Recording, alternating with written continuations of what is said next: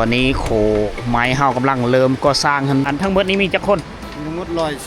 126คนได้ไม้ผู้ละ50ลำอันนี้คือระบบโครงสร้างอยู่เบื้องหลุมเด้อทุกคนเด้อ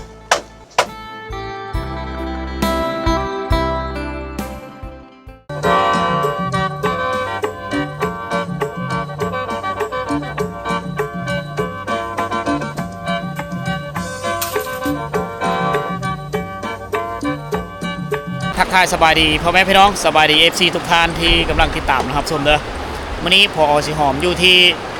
บ้านแกงกะล่องเมืองนองแขวงสวรรณเขตนะมื้อนี้เป็นมื้องามยามดีมื้อพร้อมเพลงเฮงหน้าของพี่น้องเผ่ามะกองเฮาโดยเฉพาะคือบ้านแกงกะล่องเฮาแหละมื้อนี้เป็นมื้อที่เขาเฮ็ดโคไม้ไผ่นะโคไม้ไผ่ที่ยาวที่สุดระดับประเทศลาวเท่านั้นมีที่นี่ที่เดียวนั่นก็คือบ้านนี้แหละทุกคนเลยเมืองนองนี่อยู่ที่ลำแม่น้ำเซละนองนี่เขาเอิ้นมาเซละนองป่าขะยองเซละนองเมืองนองนี่แหละนะ เอาวันนี้ก็ได้โอกาสดีพอดีมาประสบพบพอมาถ่ายทอดวิถีชีวิตอยู่เมืองนองเจอเขาเฮ็ดโขไม้พอดีมื้อนี้นะเดี๋ยวเขาไปเบิ่งธรรมชาติข้างหลังก่อนปีนี้เป็นปีสุดท้ายเลยนะถ้าว่าเพลอมีท่านแลเห็นโขไม้ของเมืองนองนี่ปีนี้คือมาเที่ยวสานะมาเที่ยวมาถ่ายรูปมาเซลฟี่เพราะว่าเป็นปีประวัติศาสตร์ได้หลังจากเดือน5เดือน6ฤดูฝนนะน้ำจะพัดไปโขไม้ไผ่นะแล้วก็ไม่ได้เห็นได้บาดนี่ปีนี้เป็นปีที่ว่าสตอรี่และผู้เลยได้มาถ่ายรูปกับถือว่าเป็นความทรงจำนะเพราะว่าปีนี้เป็นปีสุดท้ายข้างหลังเขาเป็นมีโขคอนกรีตสร้างมาได้ครึ่งนึงแล้วอีกประมาณเดือน1เดือน2ไปหาเดือน3เดือน4โขคอนกรีตแห่งนี้สำเร็จแล้วกับปีต่อไปโขไม้ไผ่ตัวนี้ก็ไม่ได้สร้างแล้วทุกคนนะชาวบ้านเที่ยวไปเที่ยวมากกับไปคอนกรีตเลยบาดแต่สะดวกสบายนะเป็นดีเจอน้ำพี่น้องบ้านแกงกะล่องเขาเด้อตอนนี้โขไม้เฮากำลังเริ่มก่อสร้างอันเริ่มเอ็ดไงขออนุญาตเนาะพอบ้านเนาะจักโมงเริ่มเอ็ดนี่นะ6 โมงเนาะมื้อนี้เนาะโอ้ถือว่าพร้อมเพลงเฮงหน้ากันก่อนอื่นนี่ชาวบ้านต้องได้เกมไม้ล่ำตัวนี้ครอบครัวหลายซื้อหลังคาเฮิรนบ่ไล่ใช้บุคคลนั่นแหละอันทั้งหมดนี้มีจักคนทั้งหมด126คนได้ไม้ผู้ละ50ลำไม้กลมตัวใหญ่เนาะวันนี้ไม้ไผ่ตัวมาสานเด้ไม้ไผ่คนนึง50อ๋อแสดงว่าผู้ละ100ผู้นึง100ลำนะแต่ว่าคือว่าปีนี้คนรุดบอกว่า40ประเด็นนี้ปีนี้บอกอ๋อนั่นแหละเพราะว่ารุดกับมันแหละ40แต่จริงแต่ละปีละ50อ๋อเฮ็ดแต่ละปีนี้มือเดียวแล้วเลยมือเดียวแต่ว่า2มื้อเนาะแต่มื้อนี้หั่นแต่ละมื้อน่ะชาตินี่2กับแปลงทางโอ้2มื้อแต่ว่าแสดงว่ามื้อนี้มีท่านได้สารเนาะยังอ๋อพอได้ว่ามื้อแรงหั่นแหละมื้อแรกนี่ได้สารแม่นแหละมื้อแรงได้สร้างอ๋อสร้างโคกหางไว้เนาะตอนแรกได้สารมื้ออื่นแล้วแม่นเฮ็ดทางซ่อมแปลงทางลงแต่ว่ามื้ออื่นน่ะสมบูรณ์แบบโอ้มื้อนี้ได้ว่าตอนแรกก็ได้ใต้แล้วอ๋อได้ใต้ภาคบ่ายแม่เริ่มสารเนาะตอนนี้กำลังเริ่มกำลังเฮ็ดขางเฮ็ดโครงสร้างมันที่นี่คือแล้วแต่ละเป็นละโดนจะไล่มือนึงโดยตกเป็นข้างโดยใช้เวลาอยู่2 มื้อนะแต่ว่าสร้างโขสำเร็จอิเลเมนต์ภายในมือเดียวธรรมศาสตร์แกงกะล่องทุกคนเลยฮอนยามหน้าฮ้อนมานั่งกินนั่งอาบน้ำอยู่นี่คักได้มื้อนี้พวกคนมากหน้าหลายตาได้มามื้อนี้นับแต่พี่น้องต่างประเทศเขาก็มาโดยเฉพาะพี่น้องชาวไทยเด้2ท่านเพิ่นมาท่องเที่ยวนะพอดีประสบพบพอกับเขาเจ้าเฮ็ดโขไม้เลยพิเศษเด้อนี่หลายคนน่าจะรู้จักคนดังทางแฟนเพจสบายดีประดับดินเนาะมาได้จากมือแล้วมาตะเวียงนะมาเมื่อวานนี้มานอนอยู่เซฟโปนแล้วก็ตื่นแต่เช้าเรามานี่โอ้มาเมื่อวานนี้ได้แสดงว่าตั้งใจมาเบิ้งนี่โดยเฉพาะโอ้ตั้งใจมาเบิ้งเขาเจ้าเฮ็ดโขไม้นี่เนาะเพิ่นว่าปีนี้ปีสุดท้ายจะเฮ็ดแต่ว่าคันบ่มาปีนี้แล้วเลยแหละบ่ได้เฮ็ดแล้วถือว่าเจ้ายังโชคดีอยู่ ในการเฮ็ดโขดังกล่าวนี้เขาเอิ้นว่าโขไม้แกงกะล่องทุกคนในเขาเฮ็ดหลายขั้นตอนได้นี่เขาจะเอาไม้เล่นล่ำมาเฮ็ดจักทะลุสันพุ่นแหละอันนี้จะเป็นชั้นที่เพลอระบุนี่เดี๋ยวเขาชี้อันนั้นนี่ได้นี่เขาจะเอาไม้ไผ่มาสานแล้วตัวนี้ขั้นตอนที่ ยังอีกขั้นตอนหนึงก็ถือว่าสำเร็จเสร็จสิ้นนะไม้คนละ100 ลำเท่าไปตอนนี้เขาใต้ได้แล้วนะตอนนี้โอ้ได้อันนี้จะเป็นไม้ลายไม้ลายไม้บ่งบ้านเฮาเลยที่เฮากินนอมันน่ะอันนี้เขาผ้าไว้แต่ละราคาเฮิรนผ้าไว้แล้วเก็บเนี่ยตอนคาบแรงประมาณบ่ายโมงปลายหรือ2 โมง 3 โมงแรงนี่เขาเจ้าก็เริ่มสารได้นี่เอาอันนี้ยังเด้ออยู่หลุมมันนี่ยังไม่ทันแล้วนะเสามันนี่เสาห้องฮับน้ำนี่เขาเจ้าสิเอาก้อนหินมาเต่งนี่ได้นี่ขั้นตอนซ้ำนี้แหละแม่นสารได้แล้วแนวนี้เนาะโอ้แบ่งกุ้มกันบ่อ๋อหน่วยหนึ่ง22 เมตรเออก็7 คนเพราะว่าหน่วยนี่ก็ยากนี่2 หน่วยนี่มันเลิก น้ำมาเลิกจุดนี้เนาะเขาเจ้าแบ่งกลุ่มกันนะ ปกติหน่วย10 คน อ๋อมีระยะในการแบ่งปั่นนี่21 เมตรบอก22 เมตรเอาเฮ็ดไปบางคนก็เฮ็ดแล้วก่อนปีสุดท้ายเลยเนาะโอ้ปีหน้านึงไม่ได้เห็นแล้วสีไหนฝนประตกแน่มื้อนี้เนาะอ้ายเนาะมื้อนี้เขาเจ้าจะซ่อมแปลงข้างลงมื้อนะจำผีแล้วมื้อเนาะโอ้กินน้ำสาบานบ่อ๋อสาบานได้ได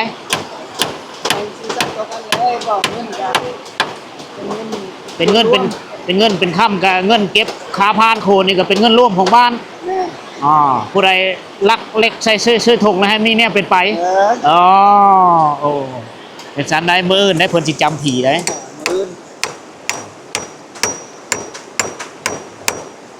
เอาอันนี้คือความสามัคคีเบิดบ้านหลังจากเฮ็ดโขสำเร็จนี่เขาเจ้าจะตั้งเวรยามกันเก็บค้าทำเนียนที่พานโขยแหละปีกายนี่รถจักรเขาเลยว่าซับเก้าไว้เนาะ10,000เนาะรถจักรนะ10,000นะแต่ละปีมีเพิ่นก็ไม่ได้ขึ้นราคาดอกได้เงินมากเป็นเงินร่วมของบ้านสร้างสาพัฒนาบ้านเฮาเองมีโรงเรียนก็สามารถปรับปรุงโรงเรียนได้กลายเป็นเงินร่วมของบ้าน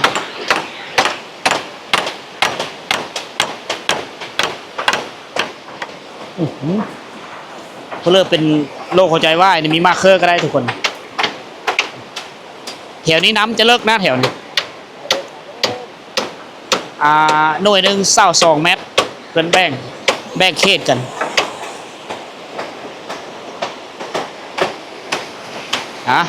เดี๋ยวเพิ่นก็เริ่มสารและต้นแรงมื้ออื่นเอารถไต่ได้มื้ออื่นนะของอยู่ของกินกินน้ำกันเบิดบ่ปืนมื้อนี้นะอ๋อมีเอ้ยเล้งทั้ง5บ่กินไปกินมันอ๋อหิวข้าวแล้วก็มื้อกินเนาะกินโอ้เย็นมันแล้วโอ้ข้าวนี่เฮิรนไปเฮิรนมันเนาะ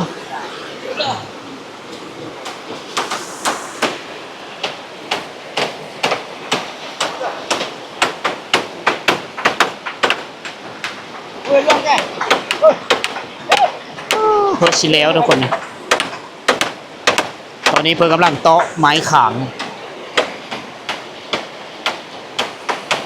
โอ้เขาโลดเอาเลยไม้เผาไม้ไผ่เพิ่นสานไว้โอ้หลาย เป็นพี่น้องเผ่ามังกรเขาจะมีความสามัคคีกันทุกๆปีนี่ได้เสามันไม่ได้งะได้ทุกคนเลยนี่1 2 3เสานี้ค้ำกันอันนี้คือขางมันได้นี่หับน้ำหนักได้ประมาณรถกระบะรถลิบิโลรถหุ่นใดหับน้ำหนักได้ชำนั้นละเกินท่านเพิ่นกับมีเฮอเขาใต้โขรถแก้มันต้นนี่ได้อยู่กลุ่ม11 คน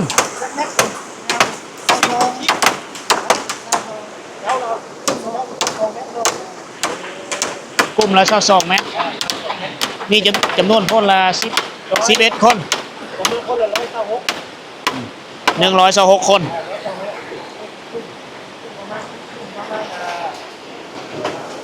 อึ้ม คือขั้นตอนของคนโรงเรียนไหลขึ้นมาก ลุ่มเลยแล้วก่อนครับพักผ่อนก่อน พอเลย เนาะเฮ้ยเห็นแล้วก่อนก็พักก่อนเลยเนาะ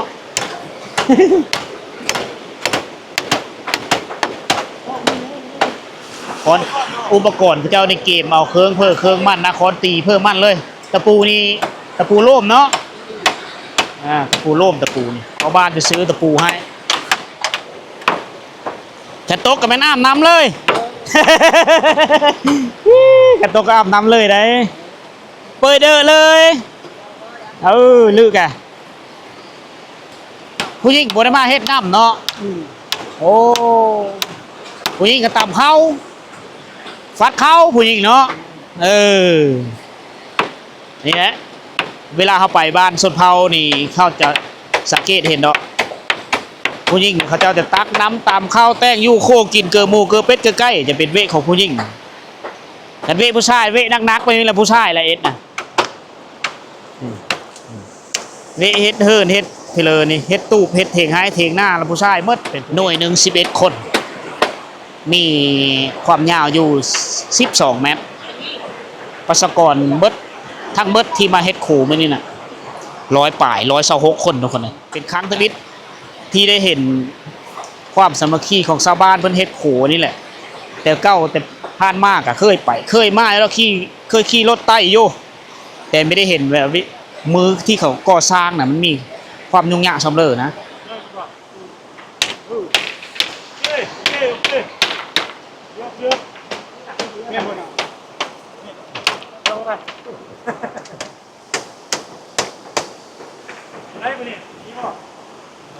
หน่วยนี้นี่ไหวเนาะ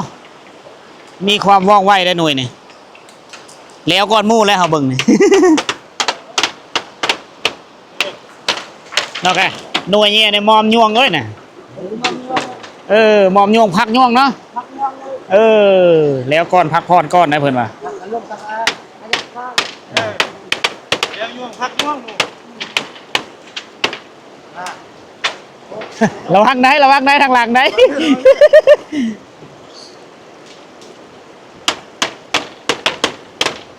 ตอนนี้นี่คนนี่เริ่มหายได้เพราะว่าเป็นเวลา11-12 โมงแล้วทุกคนเลยพระเจ้าก็ผู้เลยหิวข้าวเลยแม่นเมื่อกินนะแต่ละหน่วยนี่มีความรับผิดชอบขอบเขตเพิ่มมันแล้วผู้เลยหิวข้าวก็เมื่อกินอยู่เฮือนก่อนกินแล้วเราพากันลงมาเฮ็ดอีกภาคบ่ายประมาณนี้นะต่อหน้าไปนี้ภาคบ่ายนี่เขาเจ้าจะสานในบันหลายหน่วยแล้วหลังจากสานแล้วเขาเจ้าสิเอาก้อนกิหินมาเต่งเสาไว้เพื่อมีเฮือน้ำเวลาน้ำมาแล้วเฮือมันต้านน้ำได้เพื่อมันรับน้ำหนักได้สูงนะต่อระหว่างเขาแบ่งปันกันเขาจะสังเกตเห็นโซนไม้ติดต่อกันในแม่นแหละบอกกับเจ้าแบ่งปันหน่วยได้นะนี่เด็กเขาติดป้ายไว้นี่ อันนี้นี่จะเป็นหน่วยเก่านี่เด็กเขาแบ่งปันไว้ในพอบานแบ่งเฮือเรียบร้อยนี่หน่วยเก่าตะขานี่ไปพุ่น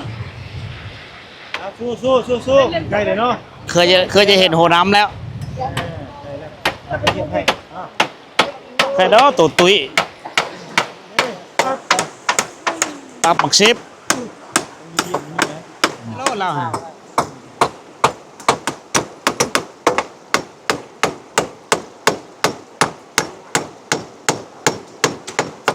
โอ้เป็นเคยบ้านแกงอะล่องได้ได้ป่ะได้เนาะน่าจะใส่ได้เลยนี่ป่ะนี่ได้ป่ะนี่เอาป่ะนี่ได้เห็นอะไรชิได้เป็นเคยบ้านแกงอะล่องเอสเลยเพราะแอนผู้สาวบ้านเขาเน่เห็น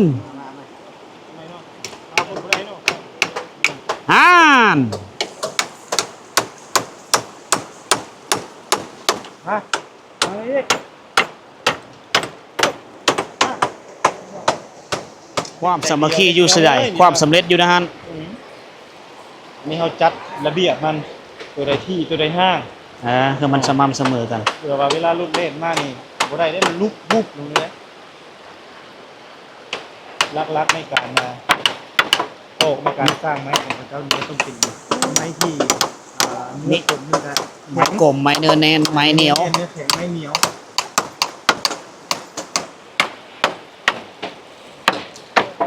อันนี้ภาษาพุทธไทยเขาเอิ้นไม้ชงงอันนี้นายลวกโดนยาดอนนะแกอ่ะลวกโดนยาดอน ได้ ไรโอ้ไรเขาเอิ้นไม้ชงงไม้ชงง ทรงงเล่นเป็นเนี้ยลายเลยเนาะเอานี่เล่นแบบนี้เลย ผู้เมื่อกินข้าวก็มีเนาะเขาจะเอามื่อกินข้าวนำ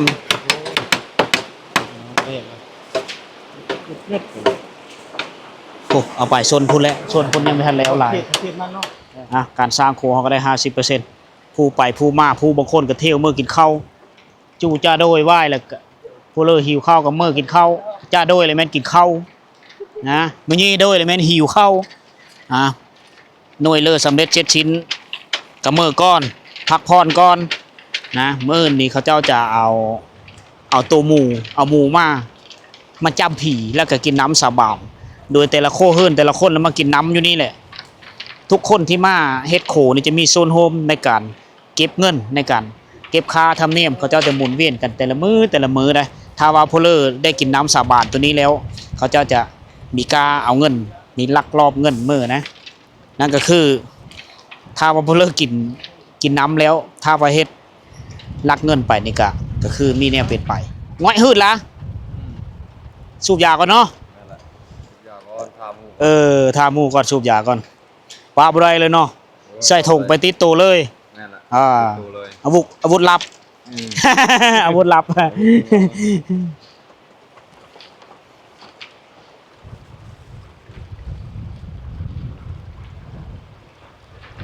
โอ้วางตรงนี้บ่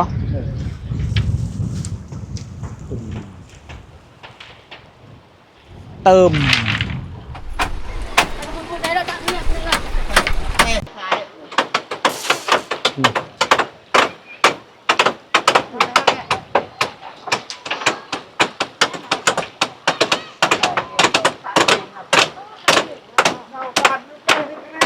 บัดส่วน เจ้า มาเอ็ดนำเจ้าก่อนเนาะ เพชร เอ็ดนำเดียว ไป สบายไปมาอ๋อถ้าว่าเพนลือได้มาประกอบส่วนได้เฮ็ดโขนี่นำเขาเจ้าเบิดมือการเที่ยวไปเที่ยวมาก็จะไม่ได้เสียค่าธรรมเนียมถ้าว่าเพนลือไปได้มาเฮอเตแห้งไม่ได้ประกอบเงินนำเขาเจ้าก็ได้เสียค่าธรรมเนียมตามเขาเจ้าเก็บมาแล้วนะ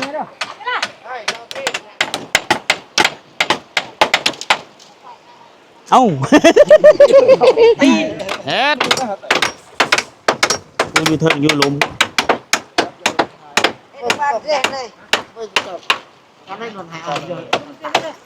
ไปละโซน จะน้อยไป ก็จูจะเลยไว้ พักผ่อนละ เอาเวลาอยู่เข้าแล้ว หิวข้าวแล้วเนาะ เอาแล้ว มีโดยเนาะ ไม่เรายอมนำบัลแล้วเนี่ย เอาลูกเล่นกันลงไปละเยอะเลยไปโซนนั่นเลยไปละไปในห้องไหนเนี่ยโซนละวิ่งง่ายลายเที่ยวดิเด้ โอ้ยอย่าละเที่ยวอย่าละสัมผัสเด้ มาพี่ในการเสามันเขาเจ้าก็ตั้งเสื้อตามโงนหีดนี่เลยได้ตัวนี้นี่เสาตัวนี้จะเป็นเสาฮับน้ำหนักเขาเจ้าบักมีอยู่สามเสานะเสาตัวนี้จะเป็นเสาค้ำทั้งนั้นค้ำทั้งนี้ ตัวนี้นี่มีเฮือมันล้มไปข้างๆจะมีเสาค้ำนี่เบื้องนั้นคือกันได้คือว่าแต่ละด้านแต่ละมุมนี้มีเสาค้ำเนี่ยหนาทาวอนโดยไม่ได้ขุดขี้ดินขี้พิเรเราเน็บไปตามมาว่างหินนี่เลยซบไปตามว่างหินหันไล่ล็อกไปนี่กระเตาะตะปูปิดเลยนะอันนี้คือระบบโครงสร้างอยู่เบื้องหลุมเด้อทุกคนเด้อภูมิปัญญาชาวบ้านนะ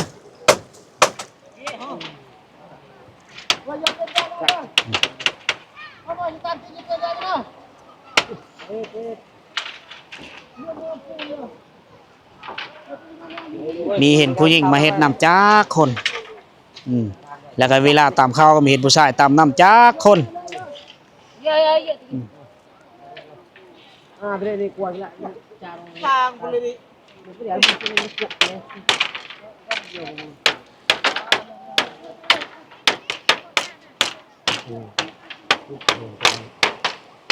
Mình cứ dặn nhau. ค่างามมันแล้ว Họcไป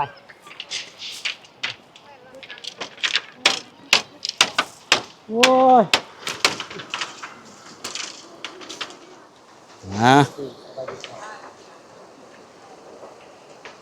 มันมีเฮากับคอนตีคำเฮา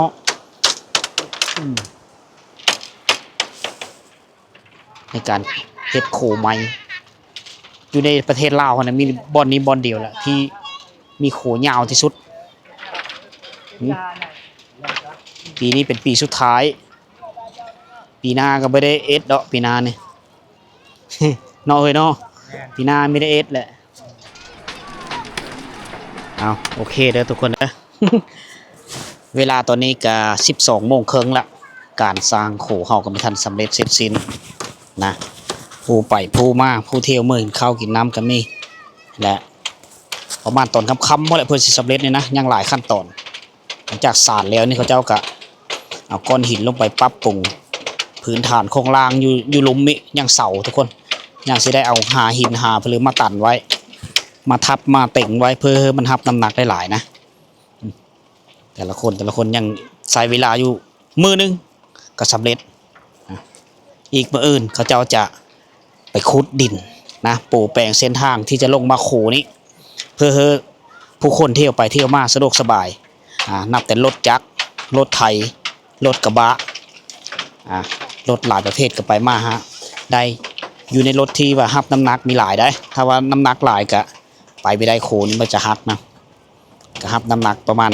ได้แต่ประมาณตน1-2 ตนประมาณนี้แหละโขนี่สาบานเพื่อพากันซอยกันเฮ็ดอยู่นี่แหละโดยมีผู้หญิงได้มีได้มีแต่ผู้ชายทางอ้อยต้อยเขาเจ้าแบ่งเวหน้าที่กันดีเดี๋ยวเขาเจ้าเฮ็ดโขนี่สำเร็จเสร็จสิ้นเขาจะกลับมาพาพ่อแม่พี่น้องเข้ามา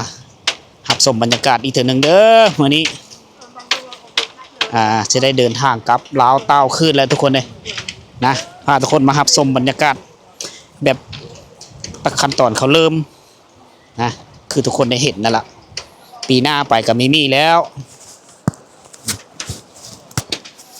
ปีหน้านี่ก็จะเป็นเขาไต่ไซโขคอนกรีตไซโขซีมั่งเขาก็จะไม่ได้ไต่โขนี่ชาวบ้านก็สะดวกสบายแล้วไม่ได้เสียเวลาฮะเคยจะแล้วเนาะเอาอยู่ดีมีแห้งเด้อเมื่อก่อนเด้อเอาฝากถึงพี่น้องชาวไทยพี่น้องต่างประเทศต่างถิ่นต่างแดนก็ตามถ้าเพิ่มมักฮักในการท่องเที่ยวโขไม้ที่ยาวที่สุดของประเทศลาวเขาก็มาชมได้มาเที่ยวได้นะปีนี้ยังได้ไต่ยังได้เที่ยวอยู่ปีนี้ปีหน้าเราบ่เห็นแล้วโขนี่ปิดตำนานในปีเดียวนี่ละปีหน้าสร้างอีกบ่ มันยากที่จะไปทางนั้นได้ประจันเจ็บไข้ไปทางนี้เลยสบายเนาะแมนอีกตามความพร้อมของหมู่บ้านไหนซอยกันพร้อมเพลงเฮงนากันบ้านที่มีความสามัคคีเท่านั้นสิเฮ็ดได้นะเฮ็ดนี้ก็เพื่อสร้างรายรับเพื่อหมู่บ้านทุกคนเลยผู้คนเที่ยวไปเที่ยวมาก็ได้เสียค่าทำเนียมเขาเจ้าเฮ็ดนี่แหละรถจักรคันนึง10,000กีบไปกลับก็20,000นะตอนนี้ไปทางเฮือนี่ทั้งคนทั้งรถเที่ยวนึงก็15,000กีบเอาเด้อขออนุญาตเด้อ นี่เบิ่งนี่เรียบร้อยเลยได้นี่หลังจากสาดแล้วเขาเจ้าจะมัดไว้อีกทุกคนเลยเพื่อมีเฮือมันเหน่งติงเวลารถแล่นไปมาเยียบเป็นเยียบเลยเนาะสบายสบายว้าวสาวเที่ยวไปหาเดียวบาทนี่เอาพูนผู้บักเสาเปิกอยู่แต่ลุมบุกมี่เอามื้อนี้เป็นมื้อฝนมีตกแน่มื้อนี้บางมื้อมันก็แดดร้อนมื้อนี้ครึ้มฟ้าครึ้มฝนบรรยากาศพอดีเหมาะกับสำหรับการเฮ็ดเวแบกไม้ไงคอนทุกคนเลย เว้าเยาะใหญ่กันเว้าโนโฮโมนกันอยู่นี่บางคนก็เอาตู้มาฟังเพลงนํโอ้คักเนาะเนี่ยเอาเหล้าเย็นพร้อมคักเอ้ยนี่เนาะครักเอ้ยนายแกเอ้ยใช่ไหมเอ้ยเอา ไปความยาวนี่ก็ประมาณ200เมตรนะเราสิได้เดินทางย่างไปเรื่อยๆเพื่อนแหละทุกคนเลยเอาพบกันใหม่ในวิดีโอต่อไปเด้อทุกคนเด้อสำหรับวิดีโอนี้ก็ขอโจะอยู่ที่โขไม้บ้านแก้งกระล่องปี 2025ปิดตำนานในปีเดียวปีนี้ปีเดียว